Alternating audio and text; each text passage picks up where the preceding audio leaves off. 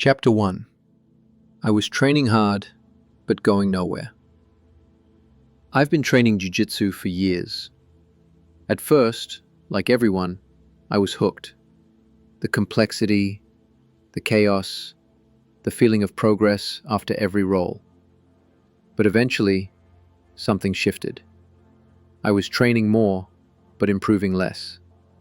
I was watching matches, taking notes, showing up to class early, staying late, but my growth was slowing down.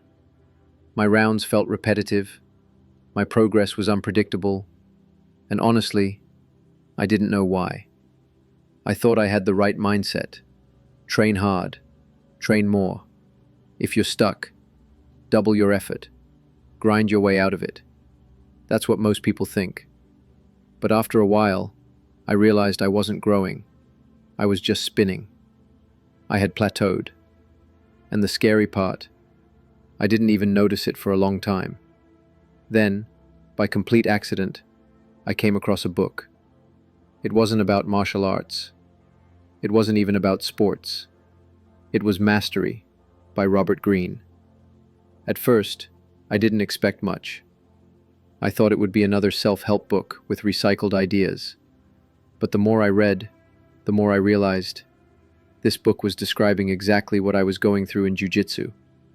The plateaus, the confusion, the mental fog after years of doing the same thing, hoping for better results. And even more importantly, it outlined exactly how to get out of it. Mastery didn't just give me a mindset shift, it gave me a map, a framework I could apply directly to BJJ. And when I did, everything changed. Not instantly, not easily, but steadily, deeply, and permanently. That's what this video is about. How I applied the lessons of Mastery to my jiu-jitsu, and why it might just change how you train too. Chapter 2. Most people train BJJ wrong. Most people train jiu-jitsu with no real structure. They show up, they roll, they sweat, they tap, they leave. Then they wonder why they're stuck. It's not that they don't try hard. They do. But trying hard without direction is like swimming in circles. You're burning energy but not actually going anywhere. This is where Robert Greene's idea of deliberate practice comes in. It's not about time spent, it's about how you spend that time. You can roll for 2 hours and learn nothing. Or you can roll for 20 minutes with focus, intention, and feedback, and make real progress. Most people show up and treat every round the same. No specific focus, no reflection afterward, no accountability. It's just chaos, rinse and repeat. Greene says that true growth begins the moment you stop training emotionally and start training intentionally. That means knowing what you're working on each day, setting constraints, seeking feedback, analyzing your failures without ego. In other words, training like a craftsman. That mindset shift alone changed everything for me. I stopped measuring my sessions by how tired I felt and started measuring them by how much I learned, and that made all the difference. Chapter 3. The inner compass most ignore. In Mastery, Greene talks about the inner calling. It's that subtle pull toward a craft, a field, a pursuit, something that feels deeply right, even if you can't explain why. If you're in jiu-jitsu, chances are you felt it, that obsession, that curiosity, that moment where a technique makes sense and your brain lights up. But here's the problem. Most people stop listening to it. They trade that calling for external goals, belts, competition wins, validation from coaches, social media praise. And when they do, they lose their path. Training becomes a checklist instead of a calling. Mastery reminded me to reconnect with that internal compass, the thing that made me love jiu-jitsu in the first place. If you love studying back takes, dive into them. If you're obsessed with guard retention, make that your lab. You don't have to follow someone else's blueprint. Your path can be uniquely yours. Because the deeper your training aligns with your curiosity, the longer you'll last, and the further you'll go. Chapter 4. Foundations are built in chaos.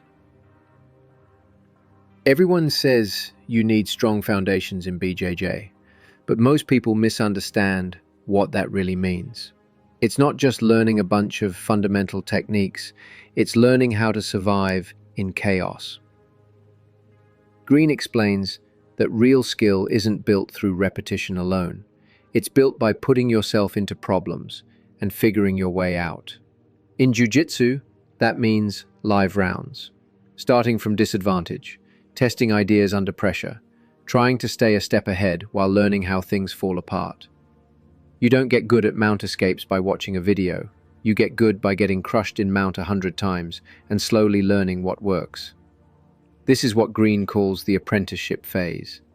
It's long, it's messy, it's humbling, but it's where depth is built. If you avoid the chaos and stay in comfort, you might feel like you're progressing, but you're not really learning.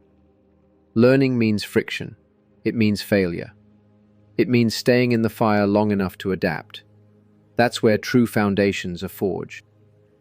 Chapter 5. Feedback, Ego, and the Role of Mentors. In the path to mastery, Greene emphasizes something most people overlook: the role of mentorship. No one reaches mastery alone, and in Jiu-Jitsu, that's especially true. But a mentor isn't always who you think. It's not just the head coach. Sometimes it's the purple belt who's been where you are. Sometimes it's the white belt who asks the question you've been avoiding. The key is to become someone worth mentoring. Greene says if you want guidance, you have to show commitment. You have to show you're serious, that you're humble, that you're learning. In BJJ, this means rolling to learn, not to dominate, asking questions, accepting corrections without flinching, reflecting instead of defending. Ego kills growth, but openness invites it. I stopped trying to impress and started trying to understand. That shift invited better rounds, better advice, and deeper insights from everyone around me. And slowly I began to feel myself change. Chapter 6. Building your own game. After the foundation and apprenticeship phase, Greene says something new happens: creative independence. In BJJ, this is the moment when you stop copying and start creating. You stop trying to fit into other people's systems and start building your own. You discover what actually works for you, your body type, your timing, your mindset. You start asking questions like, what positions do I keep ending up in? What sequences feel natural to me? What would happen if I tried it this way? This is where Jiu-Jitsu becomes truly personal. But it's also where resistance shows up. Doubt, frustration, imposter syndrome. You'll feel lost sometimes. You'll feel like you're not progressing. That's normal. Greene calls it creative tension, and it's necessary, because this is where breakthroughs are born. If you can stay consistent, stay curious, and keep refining your own approach, you begin to evolve. Chapter 7. What real mastery feels like. Eventually, you start noticing something subtle. The game feels slower. You're seeing things sooner. Your reactions feel smoother. Your decision-making is quicker but more calm. This is what Greene describes as the merging of rational thought and intuitive action. You've trained your mind and body so deeply that the separation disappears. You're just there, flowing. It doesn't mean you win every roll. It doesn't mean you dominate every round. It means you're aware, present, responsive. Your timing isn't random, it's earned. Your instincts aren't gifts, they're built. This is mastery, and it doesn't arrive with a celebration. It arrives quietly. One day you realize you're not trying to prove anything anymore. You're just immersed in the craft. Chapter 8. What you can do right now. You don't need to read mastery to benefit from it. You just need to live by its ideas. Stop training aimlessly. Start training deliberately. Listen to the part of you that's still curious. Put yourself in hard positions and study what happens. Seek feedback. Drop your ego. Invite the truth. Build your own game. Make it honest. Make it yours. And most of all, stay on the path. That's what this journey is. Not a sprint, not a chase. It's a path. Walk it with intention. Walk it with humility. Walk it with patience. And someday, you'll look back and realize you didn't just learn Jiu-Jitsu. You became a student of mastery. And that changes everything.